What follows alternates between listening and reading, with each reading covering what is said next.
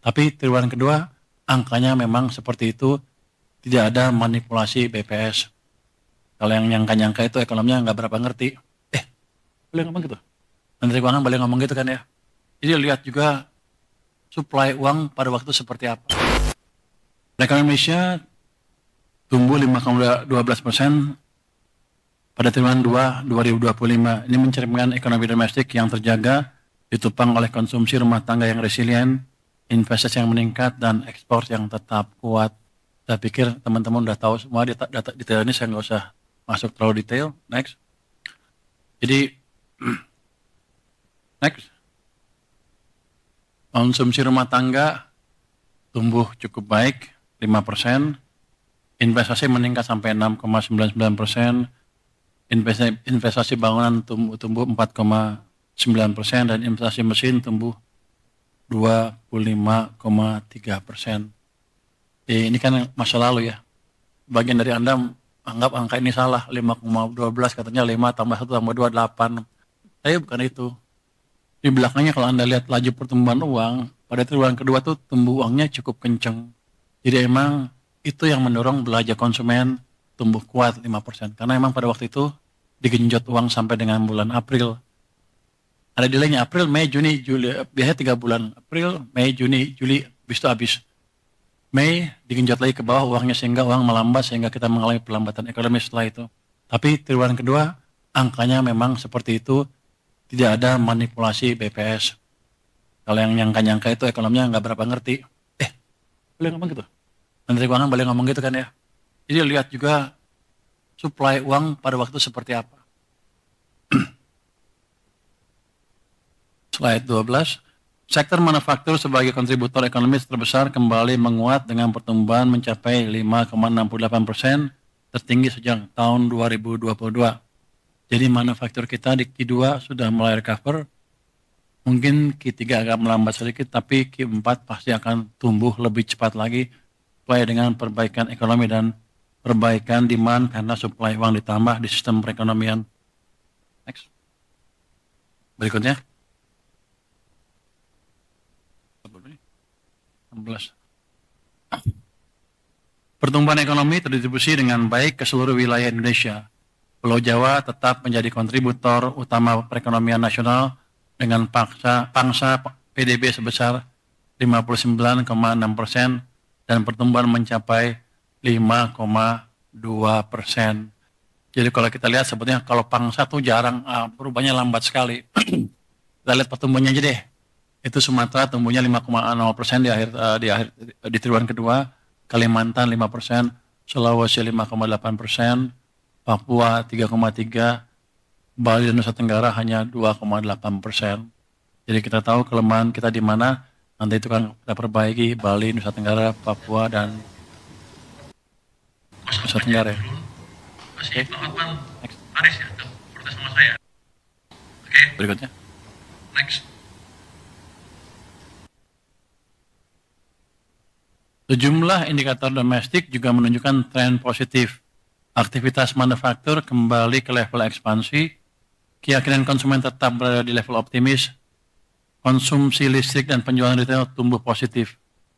Penjualan semen yang menjadi salah satu indikator investasi bangunan juga menunjukkan perbaikan dalam 2 bulan terakhir. Kayaknya nggak klop ya. Oke, kalau Anda lihat sebelah kiri itu kelihatan tuh manufacturing PMI sudah positif 51,5 lagi. Tapi kalau kita lihat tingkat keyakinan konsumen masih positif, tapi ada penurunan signifikan sampai dengan bulan Agustus. Melihat trennya gambar tengah atas turun. Tapi ini kan berhubungan dengan tadi kebijakan yang kemarin memperlambat ekonomi. Sekarang sudah digenjot, harusnya ke depan dia akan naik lagi dengan cepat. Apalagi penjualan retail juga masih tumbuh positif. Anda lihat penjualan semen itu masih negatif, masih kuat, investasinya mungkin masih lambat, gejolak global, tapi ke depan saya yakin itu akan positif lagi. Kami sudah mendorong. Oke. Realis untuk mendorong pertumbuhan ekonomi yang lebih tinggi, peran keuangan menjadi sangat krusial sebagai penopang pembiayaan produktif.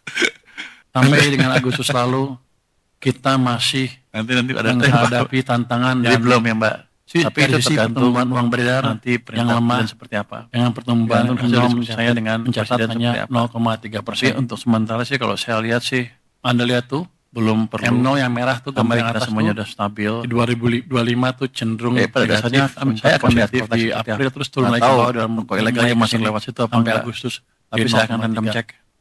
September mungkin masih akan random cek. Nggak ngeganggu jalur kecepatan. Tapi saya yakin Oktober akan tumbuh dengan cepat. Jadi ekonominya bisa bergerak lagi. Kecurangan. Ruang ekspansi perbankan terus dipantau. LDR mendekati atas katanya mendapat 86,5. Masuk kalau ada yang tapi ini rendah dibanding kalau kita waktu tumbuh Departemen Keuangan. Lagi cepat-cepatnya tumbuh. Tapi saya harapkan dengan itu nanti ketika uang saya masuk 3 bulan ke depan sudah hilang. LDR-nya 3 bulan lagi. Jadi harapkan semuanya untuk memberi pinjaman aturan yang ada untuk membiayai ekspansi ekonomi yang lebih cepat. Jadi kita udah set semuanya supaya kita lebih cepat aturan impor yang ada di sini. Itu mungkin short term apa? Ini mas saya. Masih 16. Quick win yang akan kita desain dalam waktu 1 bulan ke depan. Yang 200 saya masih ulangin lagi. Mungkin dari yang lain dari Wamen dan lain-lain silakan. Boleh. Jadi ini jelasin sedikit yang 200 triliun. Terima kasih Pak Menteri. Jadi ini penempatan kas negara dengan bunga rendah teman-teman wartawan. Jadi ini bukan saya taruh dalam bentuk program pembangunan atau earmark ke suatu tujuan tertentu, bukan. Hanya taruh itu di perbankan. 55 triliun di Mandiri, 55 di BNI dan BRI, di BTN 25 triliun dan di BSI 10 triliun. Ini bunganya 80% dari bunga acuan BI tidak digunakan untuk pembelian SBN syaratnya ya. Dan tenor 6 bulan itu dapat diperpanjang. Jadi sebetulnya nggak ada tenornya itu. Jadi kalau bank nanya apakah kami boleh meminjamkan jangka panjang, boleh aja. Saya akan jaga supaya mereka nggak keganggu, saya juga nggak keganggu. Dan kalau saya lihat dari sejarah stok uang kita di bank sentral, harusnya saya nggak akan pernah terganggu, masih amat banyak, masih cukup. Ya hanya mereka nyaruh sekitar 400 triliun atau lebih sepanjang tahun, hanya pindahin sebagian. Ini dampaknya ke likuiditas naik, cost of fund jadi turun. Si Pak Hotman Paris ya, protes sama saya katanya.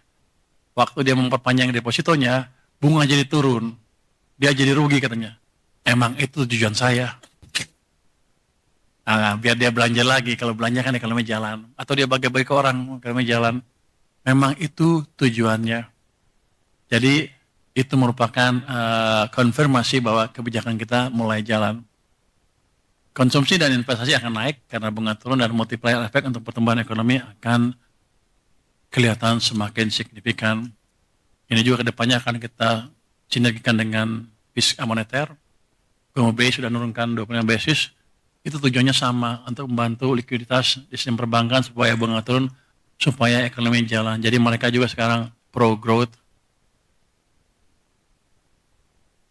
Oke, saya pikir utamanya itu untuk dampak dari apa? Manfaat dari penempatan dana yang 200 triliun itu.